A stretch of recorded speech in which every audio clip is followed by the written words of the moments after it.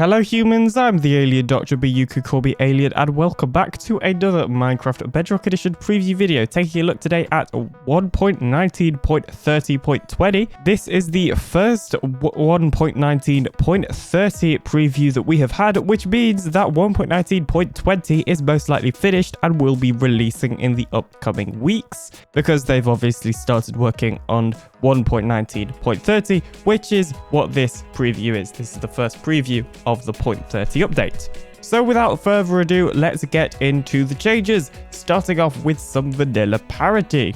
So firstly, a change with Enderman now. Enderman will no longer get angry at players in creative mode. So both the Endermen that I have spawned have of course teleported away, because why wouldn't they? But as you can see, I'm looking at that guy right in the eyes and he is not angry in the slightest, which is good. Doesn't really make sense that it would get angered by a creative player that it can't kill anyway. So this is certainly a good change in my opinion. And I even hit it just then, and I don't think it was angry at me. Yeah, so that's good. This is good news. They have also modified the fireballs collision box to match Java edition. So this is of course the fireball that the guests will shoot and things like that. Basically, it's been modified so that it will match Java edition. What an exciting change. Yes, definitely exciting. Definitely many people wanted this. So the enchantment table will now actually make a sound if you enchant an item. So I'll be quiet so that you could hear that.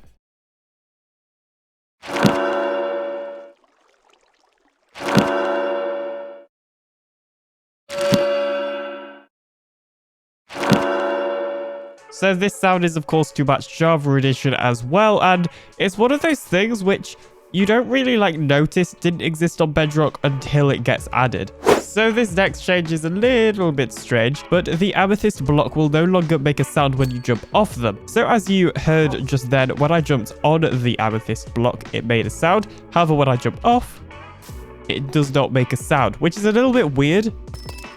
But it happens when you jump on, but not when you jump off, and of course when you're walking on it as well. So the Skulk Sensor and Skulk Shrieker generation has been changed to, well, match Java edition in the Deep, Dark and Ancient Cities.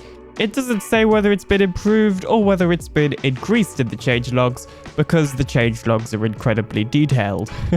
Although, taking a look at the bug report that has been linked in the changelog, it would appear that the changes have been made to make these things generate more in Ancient Cities and Deep Dark, which is weird because for some reason I thought it was the opposite, but there we go. So now the Deep Dark is even harder and there are more generation changes. Have we had a 1.19 update that hasn't had generation changes at this point? Probably not.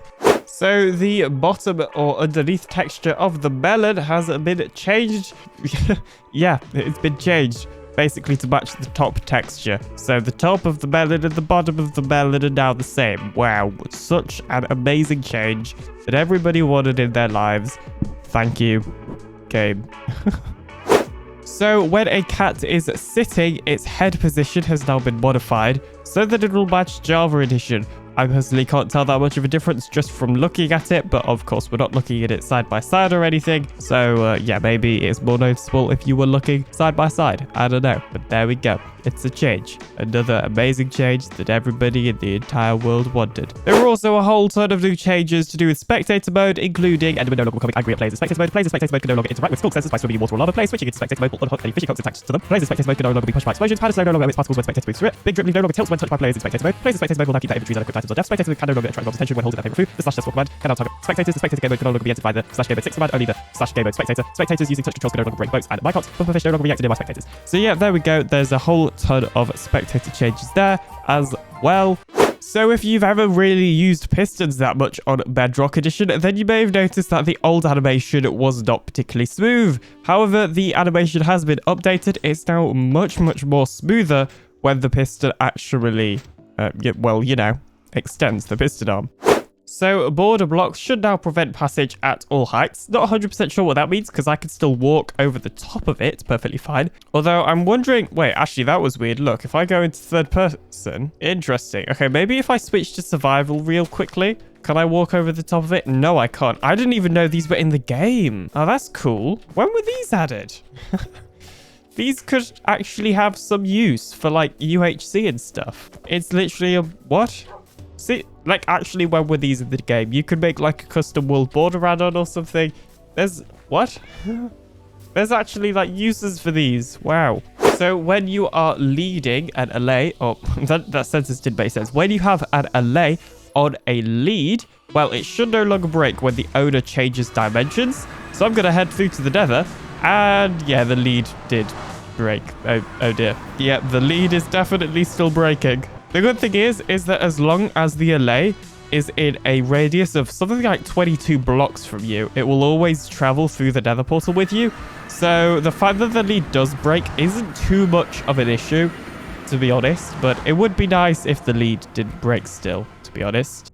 So because they don't give us the preview versions of the Bedrock dedicated server, I can't actually show you this change, but they have added a new server property in the server.properties file that basically allows you to disable custom skins to block untrusted skins on a server-wide level. So of course, in your profile settings, which is down here, you have this option called only allow trusted skins. It's on by default, although I'd recommend you play with it off, to be completely honest. What it does is it basically stops you from being able to see any custom skin files that people may be using. So when this is enabled, you'll only actually be able to see other players' skins if they are from the marketplace or the character creator or things like that, not custom skin files. So for example, my skin is a custom skin file, or it's actually part of a custom skin pack I made right here. You wouldn't be able to see my skin if you actually had that setting disabled. And you can now do it on a server-wide level in the server.properties, which, to be honest, I think is a good change for some servers. I don't think I'll be using that, but, you know, it's probably going to help somebody somewhere. Maybe. I don't know.